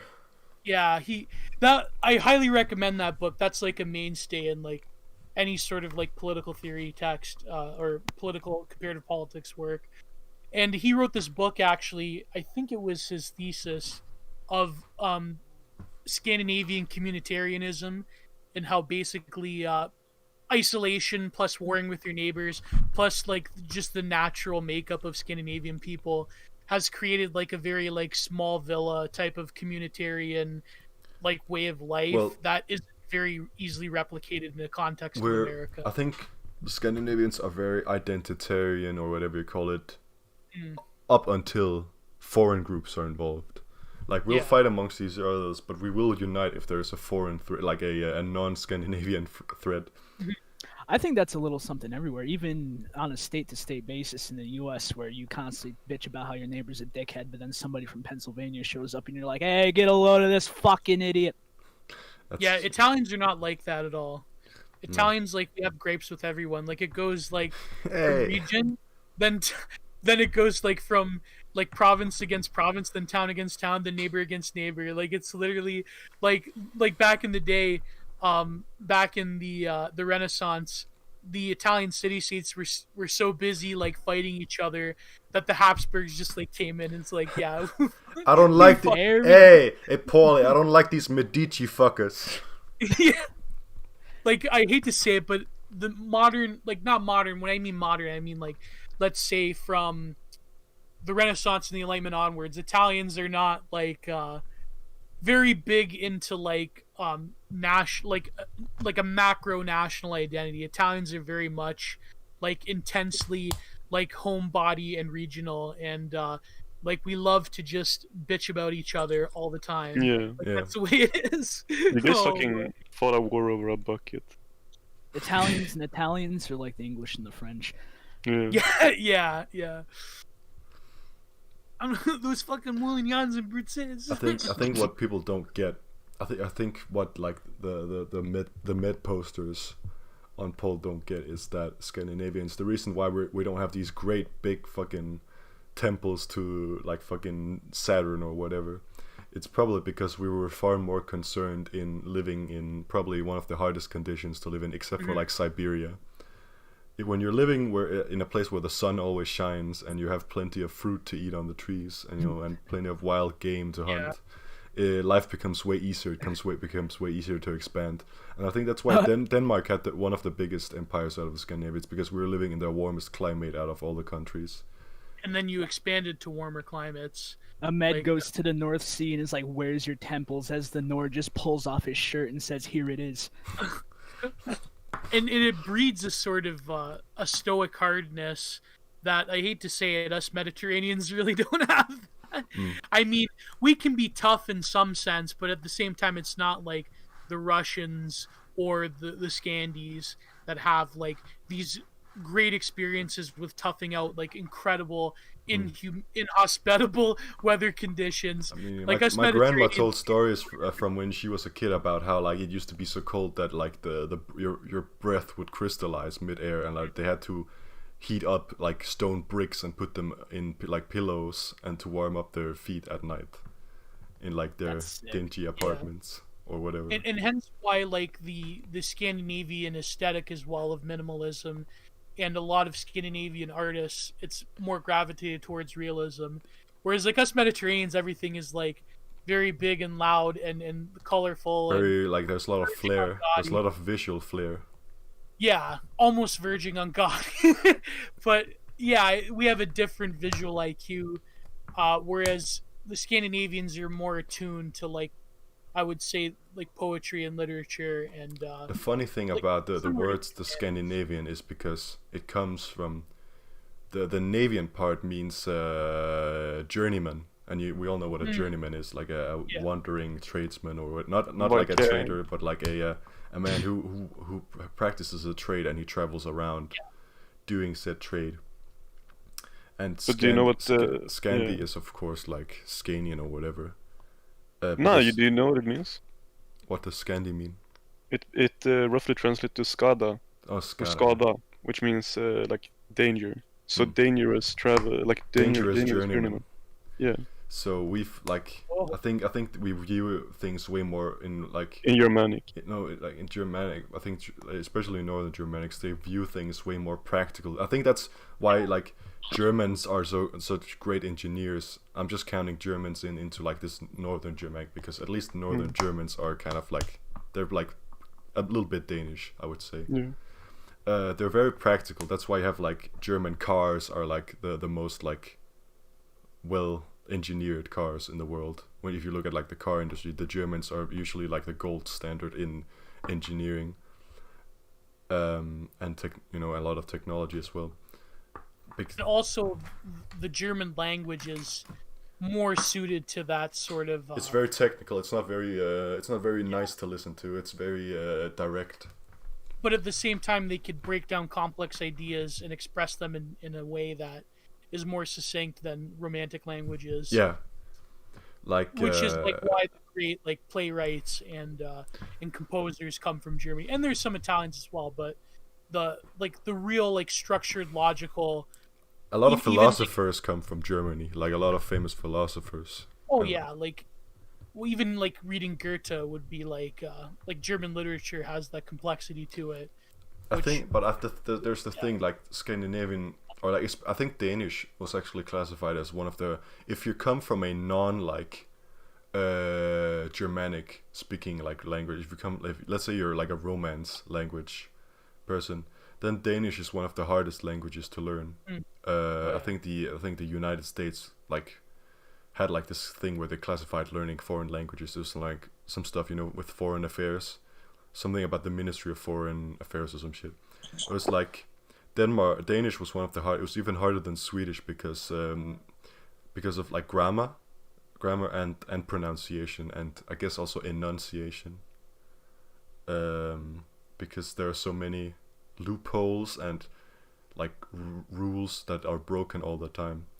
So it's not as direct. It's not like a full direct assault as German is. Like where it's like wir lebt in einer Gesellschaft, something like fucking shit like that, which means we live in a society, roughly translated. It's a little bit. There's a little bit of flair to it. There's a little bit, I guess, like I don't know. There's something that's different about it compared to like German.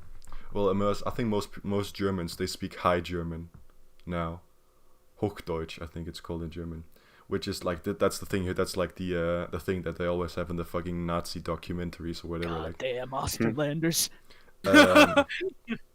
And then you have like different variations of German, which are actually very interesting because in German is very known for having the guttural R noise, like the that one.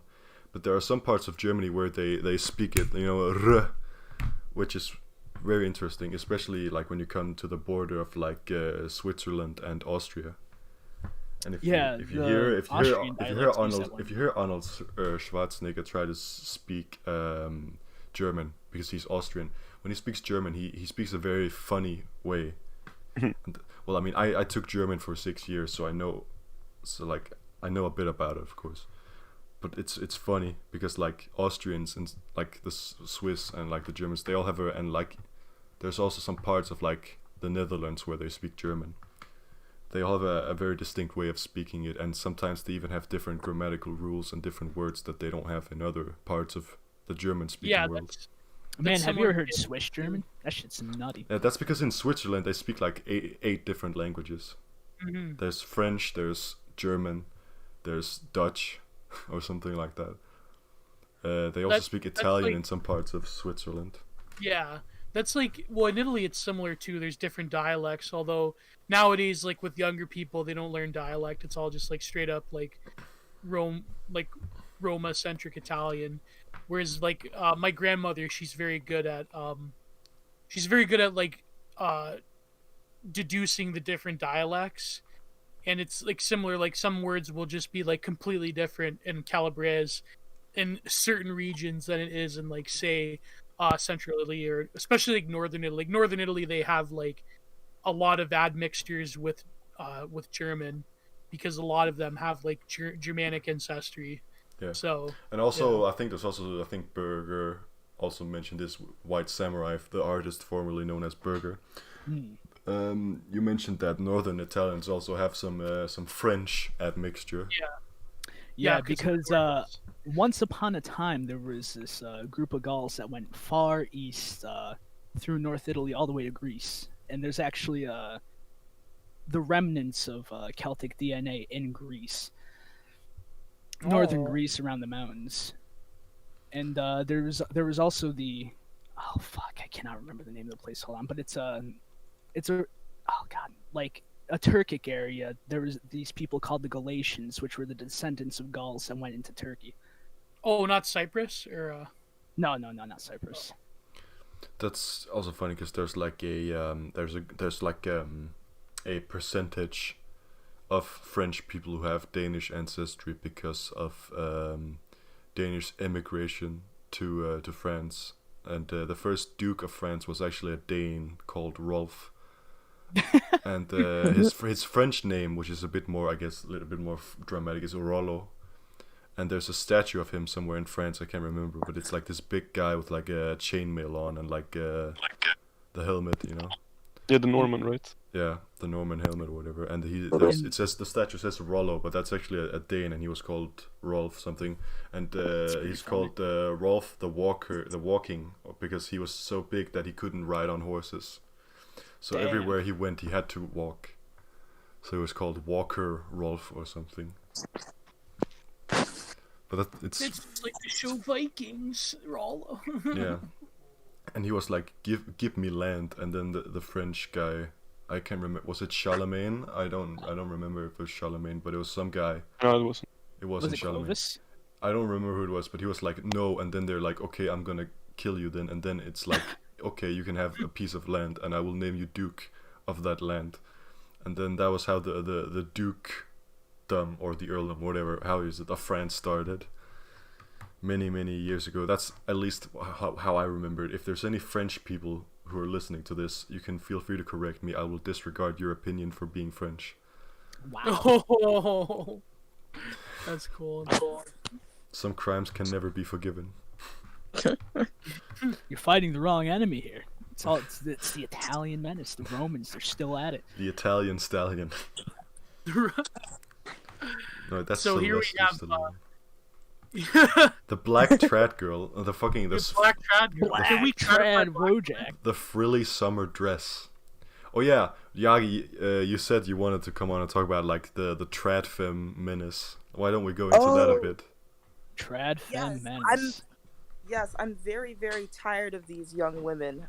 It's very unhealthy what they're doing, and I don't like the conversations that they're having. And I've been seeing more and more of them. I don't know if it's like I look at it to seethe, and then the algo just delivers me more like trad femme discourse, and it's really it's just this very frustrating form of not like other girls ism that makes me want to like scream, and it's very sexual almost to me. How It's like, you know, you guys know the term like a pick-me girl, like all these people who are wearing it is a pick me thing, and it's like instead of like posting like pictures of your tits or your ass, it's like me me I in a just wheat don't- field with a women dress on. should go. I just want to have babies so bad. I just want to have babies. I don't actually think I should replied go. like to a tweet of some girl saying like, I just want to be pregnant so bad. I replied with like a Freddy Freaker image with like glowing red eyes, and then she's like, I'm so close to blocking you. And you know that just goes to show you. And her name is like Goosey Lucy or something on Twitter, and you can feel free to harass her. I mean, it's all for attention. It's Yeah. A lot of them aren't even trad. I mean, like the cottagecore girls, like that, like are on like YouTube. We got and stories Instagram. about cottagecore girls.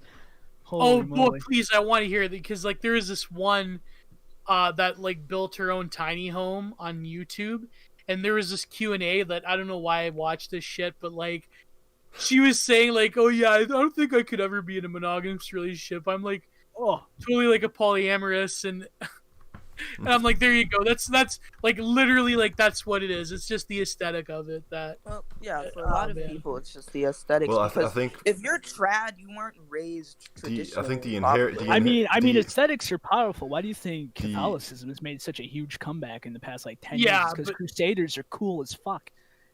Same with like ortho people. Also, because like, I think like Catholicism, except for the fact that the Pope kisses the feet of brown immigrants, Whoa. disavow. Well- I will even if I was a Catholic, I would disavow the current Pope, or like he's being replaced anyway. all right, so so last year I challenged the Pope to a duel on Twitter, and he never got back to me, thus defaulting, and I am now technically the Pope. My next business card is going to have His Holiness White Samurai. I think what I liked about Catholicism before the current Pope was that they're very unapologetic compared to Protestants. You know, my country is predominantly Protestant, and they're always down on their knees, and that's what I liked about Catholicism. Sorry, that they didn't really bend to anyone. But now that you have the Pope, is it Pope Francis the something? Yeah, Pope Francis. Bending down and kissing the unwashed feet of like Indians. But I don't know. I think like with a like again, I'm not like I'm not a seedy, but like I feel like a lot of people in the Vatican, they're starting to see this now, and a lot of people have egg on their face. I'll put it that way. I don't know. There's some kind of I truly believe that the evil that runs this world, there's some kind of involvement with trying to infiltrate our church. And I'll say no more without. Oh no! But You're right. You're right. The J word, not Jew. Jesuit. No. Well, the R word, reptilian. But like. Oh well, you know. I don't know. I Sides don't. of Like, this- Jews and Jesuits are reptilian. two sides of the same reptilian coin. I don't like to get into like specifics about like who runs the world, because I think it's more complex. Like There's definitely People a lot with more money nuance run to the it. world. That's how, and that's not even an anti-capitalist take. Like I'm not pro-capitalist and I'm not anti-capitalist. I'm somewhere in between. I think that there is some kind of malevolent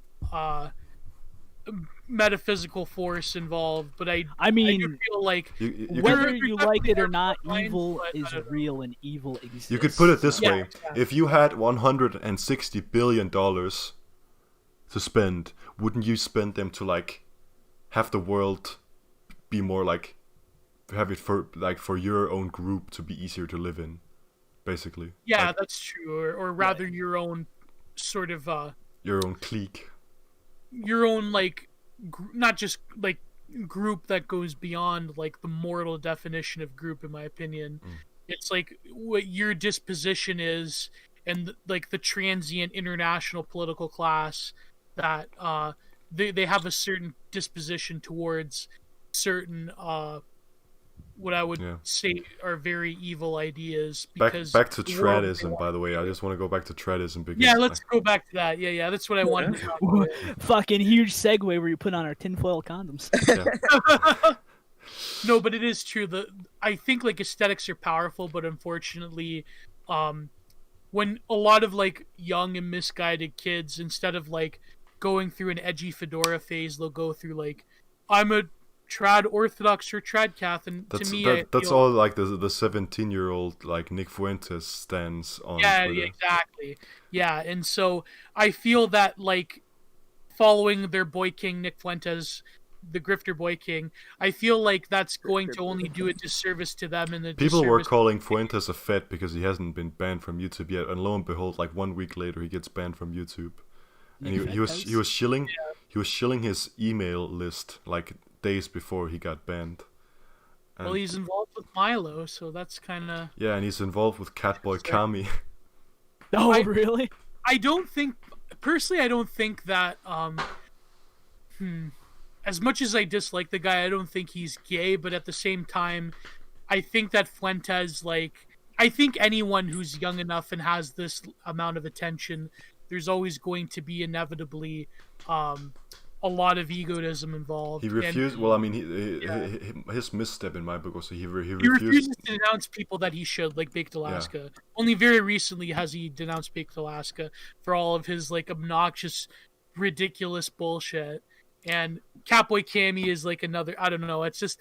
I, And the whole like his whole thing like you're European, shut up, you're like shut up Nordcock or whatever, like that thing you're a Europore. that cop out only works when the opponent Yeah. doesn't have a valid argument. I'm not like those cringe wignats. I have optics. Oh, but I have the exact same talking points as the alt-right 2016. Well, actually, he doesn't really have optics because he rolled in a fucking tank at like a Yeah. government building in like fucking, I don't know, Massachusetts or some shit. I don't That's fucking... hilarious. Let's do that with like 100 more tanks. He was literally driving in like an armored unit vehicle or something, like in a fucking city somewhere. I don't fucking know where. Maybe Pennsylvania or some shit. That's my point. I feel like Nick Fuentes is like the most popular manifestation of this, but I do feel that, I mean, it's good if younger people. I mean, I think he believes the thing. serious. And what I actually wanted to say is like I think it's mostly men who push political. Like men are the trad people, like usually, like Yeah. actually because of like the values it brings. Whereas I think, and this is not meant to be like a derogatory thing, but like women, they usually follow suit in like these political Yes. movements. Even like Yeah. the women's liberation shit was started by a couple of guys that were like, "Hey, don't you want to vote?" Oh, well, feminism was started by the Ford Foundation, Yeah, so that's Ooh, documented. people aren't gonna like that. yeah. No, it's true. My good friend T.A. Jackson on Twitter. Yeah, people don't like the truth. Well, it's true. I mean, a lot of these foundations that were tied to the Ford Foundation funded the research into birth control and into the original suffrage groups, and later on with second wave feminism. But as Yagi says, it's like it's the aesthetics because they want to attract a certain audience of like Yeah. men. It's like an untapped market. So Of themselves. women I think are it's women are very way better at being sinister. chameleons than men, Yeah. and that's not like very it's a sinister, biological like thing. It's not like a learned thing. It's a biological behavior to fit in. Yes. Because they want to attract someone. Exactly. But we're gonna say, Yagi, about like women. They're almost like they're putting on a pantomime, I think, of tradition, is what you're trying to say.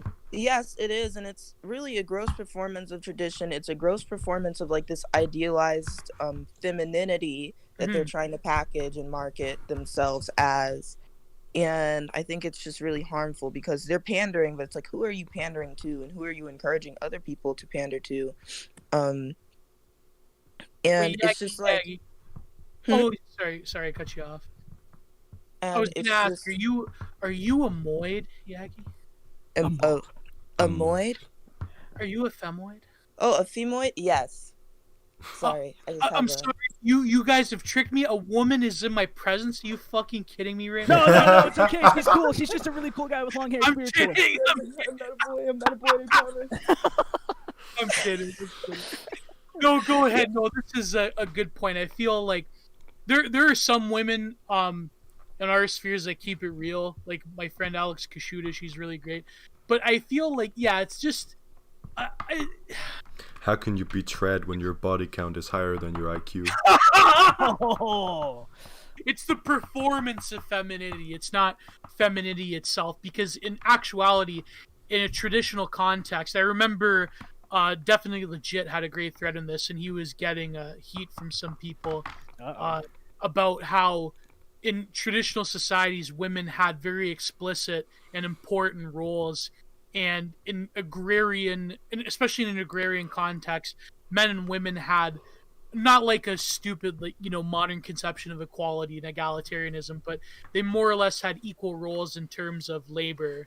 yeah, they The fulfilled labor their was very split. important But mission. the Yeah, thing he's about right. like nowadays the system is set up Right. so that a single provider, like a single like worker, can't really provide for a family of Yeah, more than like exactly. one child maybe, because And this is why capitalism was a driving force of feminism as well. if you double the workforce, you have the income. That's basic economics. Yeah. And like even then, like a lot of women, they're like, even Now if, women are let's say bitching let's about say poor like, men when let's it's say not you're a even the men's woman. fault. Let's say you're a woman. You're working like a job and you're making like 100,000 a year.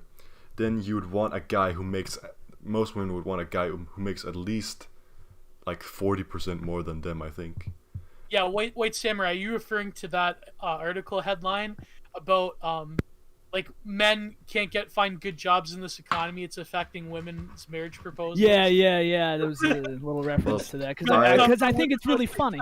I believe the sanctity of marriage has been ruined a long time ago. Yes, Well, the sanctity of marriage was ruined when the state got involved. Yeah, exactly.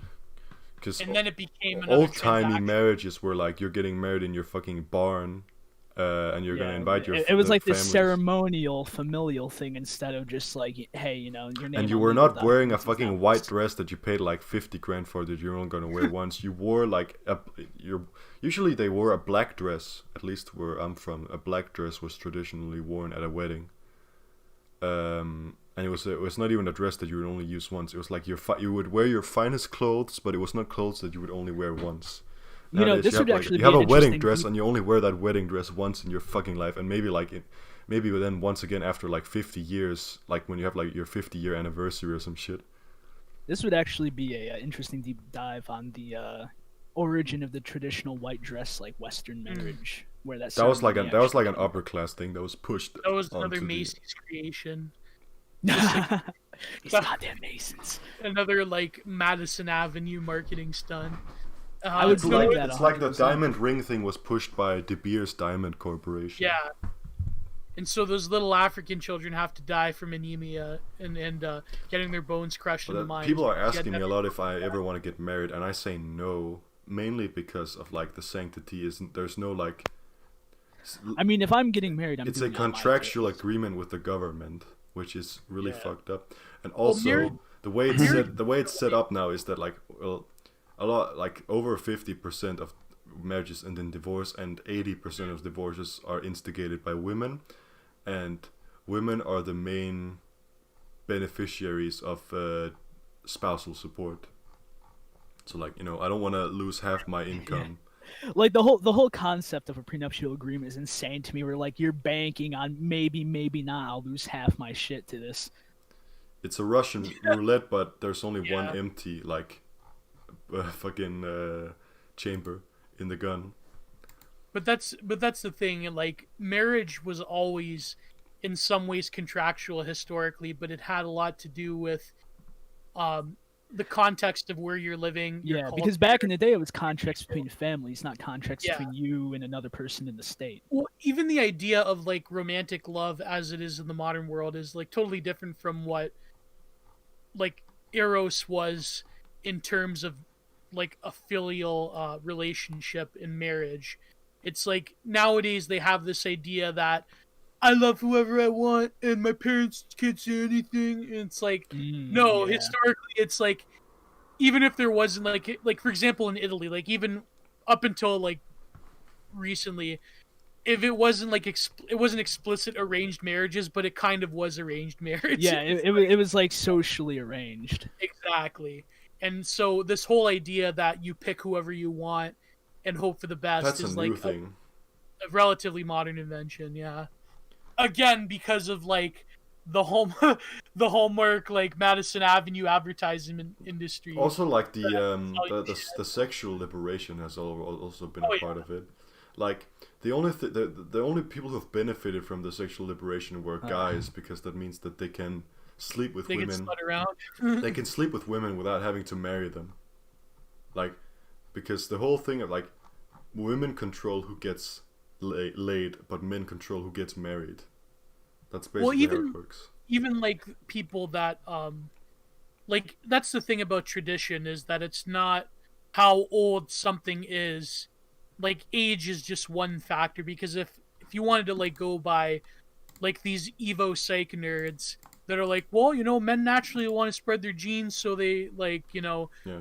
open relationships type of shit. But that's a very old like Pareto patriarchy sort of deal, where very few men are the ones who have most of the women and the rest of the men are disposable worker ants. Whereas high civilization came about with monogamy, and that also came about with more of a manner-bun social arrangement where, yes, it's true that like, the high percentage of like elite men got the pick of the litter, but at the same time, men, like marriage and monogamy equally distributed a lot of chances that men had at a married life. Yeah. And that beneficial, because then you have like a huge amount of men that have a purpose now in to build civilization, rather than an elite few that hoard all of the Exactly. female sexual market value. I hate the fucking term sexual market Yeah, value. it's like but you this know, whole. We were talking about this on the other episode. Like this whole Let 80-20. the manosphere is one of the most cringy groups. Like and it's actually predominantly like black guys who are in the manosphere. Black guys are in the manosphere, but they don't know it. There's a lot of like MGTOW or like manosphere content makers that are like black or wasn't Royce black? what? Naruto and Dragon Ball Z phenotypes. What You was know Royce? I don't think I He never, ran Chateau Yurtis. no I Was don't, he black? I don't know. I think There's like I there's can like look that some up. there's like they are just encouraging guys to basically be like they're encouraging guys to be single their entire lives and just whore, well not whore around, because I don't think men can whore. At least not with women. They can probably be a man whore if they're like gay It could be a prostitutes. gigolo. Yeah. Power bottom. Because women don't need to pay for sex. I mean, they keep yeah, they're encouraging what I think is a very unsustainable like life. It's Yeah. well, Cannot it's, be it's, alone it's forever. being a perpetual bachelor. Which is fine if you get old. Yeah. Ancestor sorrow. Ancestor sorrow, but the thing is, like, a lot of, and I'm just gonna go on the record and say this, a lot of women in my generation, I'm a Zoomer, they're not very, I wouldn't consider them marriage material anyway, which is unfortunate. It's probably because they were raised by a single mother. Oh, Damn. What's I was the hoping single for- motherhood situation in like Denmark? Not as bad as in America. Not as bad as in oh, America. it's real bad here. Yeah, like Yeah. I think as someone who most has couples who actually have personally- children, they're like they're determined to actually stick to, even if they don't like, even if they're not like together anymore, they're still gonna take. the equal problem is the share. birth rate in general in Denmark, right? Like There's actually apart- a campaign to increase like pump up the birth rate in Denmark, and it had like a 5% increase success. based, like in Hungary. Yeah, something like that. Because, you know, with modernism, there's a lot less children being born because more children don't die after you know, they don't die in childbirth and they don't die after like a year. My great grandmother had 6 children, whereas 3 of them died before they reached age 5, which was, you know, really fucked up. My grandfather was actually got the name of the child that died before he was born, which is really Whoa. fucked up. Oh, His mother was really scarred by like half of her kids were stillborn, or I like feel when you get actually a haunted two ass of name. them were stillborn, and one of them lived to the age of 3 and then died of disease or something. it's true. Like if you, up until like relatively recently, like within the last, I would say 100 years, like basically every disease killed you in childhood. Yeah. Like if you survived childhood, you like would lead a relatively healthy life, because like you were like weeded out like in this brutal natural selection process because of lack of nutrition and so forth. So We need to bring it back.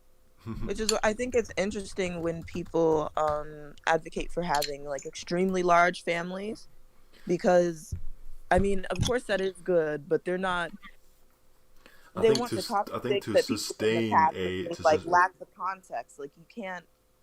I think those at the children minimum, live. I think at the minimum you should have 2 kids. Like I think Yeah. it's I it's agree. evil to have a single child. well, I was a Personally. single child, but that's If you But can, I mean, that- if you can. yeah, that was for health reasons. Like my mother had health problems when she had me, but no, it's I feel like well, actually they were thinking of adopting, but then in Canada we have like ridiculous like adoption laws that are like Yeah. you have to spend like so much money. And but anyways, no, it's true. I feel that the problem is, I forget who said this, but if you want to have a large family, either you have to have the resources or you have to accept some form of like Varge happy poverty sort of deal. Yeah. Which I feel like a lot of these trad girls, they're not going to accept that. Yeah, they're not gonna accept living in squalor and having 5 kids or 6 kids. Yeah, what's funny is they want to focus on a lot. It's just the aesthetic aspects of it, but a lot of these channels with these young mothers, they're very like, oh well, we thrift all of our clothing and our furniture, and this is how I do my extreme couponing. Like the lifestyle, like the reality of living on one income The and trad having a lot lifestyle of is children very is rough. not sustainable for a lot of people. Like they don't Well, want that. it was They don't find that sustainable. It desirable. was probably sustainable in the 50s when men were making more than twice as much. Like you always hear that your boomer grandparents say, "Oh, I worked in a restaurant and I paid my way through college by working Well, minimum see, that's wage." the thing. That's just those post-war conditions that will never exist Yeah. again, and people have to just be okay with Yeah, that. because the issue is when it comes to that is that the rate of income is more or less has been the same for the past like 50, 60 years. It's the cost of everything that has gone up over time. Mhm. Well, I mean, the like I would say the wages have gone down because we have more workforce, so you have to spread the pre-existing wealth more. Like you have to distribute it between more people, so it has dropped down. Not like half, but maybe less than half. But it's still like I would say there's a drop, simply because we have more people working, which is women, because women are in the workforce now, and women now are actually graduating at a higher rate from college now than men, because men choose to like fucking. I Trade think school men are jazz. getting trade like school. achievement burnout from doing everything for so long, and women are still striving Like very I'm not, hard for because example, they I'm feel part like of I'm part of that investing- statistic because I'm not going to college or university. I'm going to trade school. All of like higher education, like academia, is basically going to be run by women. Yeah. So there you go. What a dark age. No, wait, is extreme couponing trad? I don't know. White well, they're trash. coping with the poverty, which is trad. There you go. Well, yeah. we're going back to the thing where it's like men not making enough money for women, women most affected.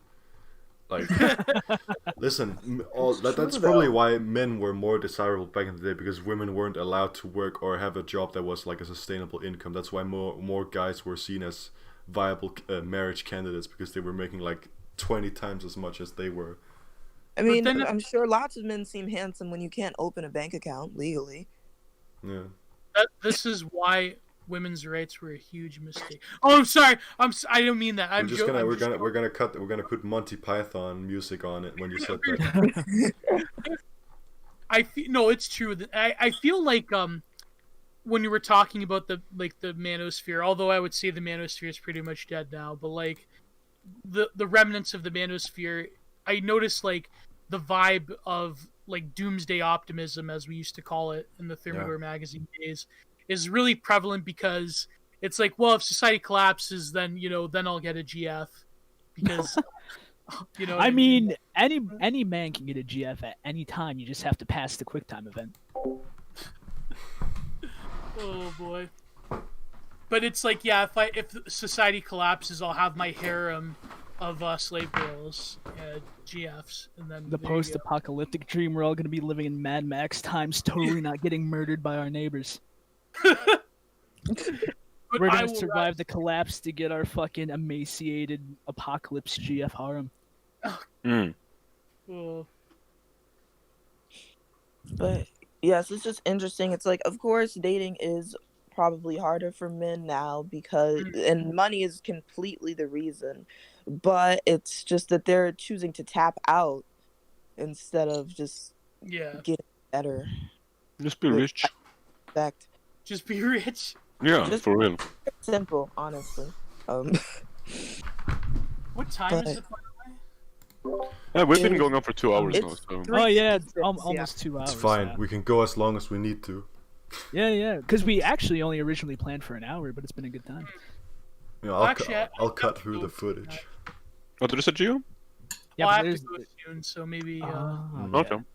Yeah. Alright, so are we wrapping it up now? Do a little end of show. Yeah, this has been great. We should do this again. Oh yeah, it's been a great time. We probably could, yeah.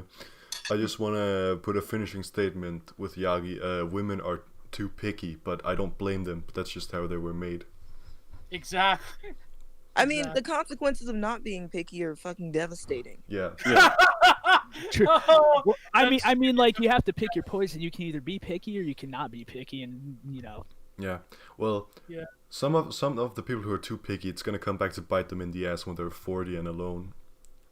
Because I mean, they, yes, because but they these couldn't men get are because they couldn't get their already fucking Bill alone. Gates or whatever. No, well, you see, the thing about there- men is like men age like wine, and women age That like is milk. the biggest cope. Oh, That is a cope.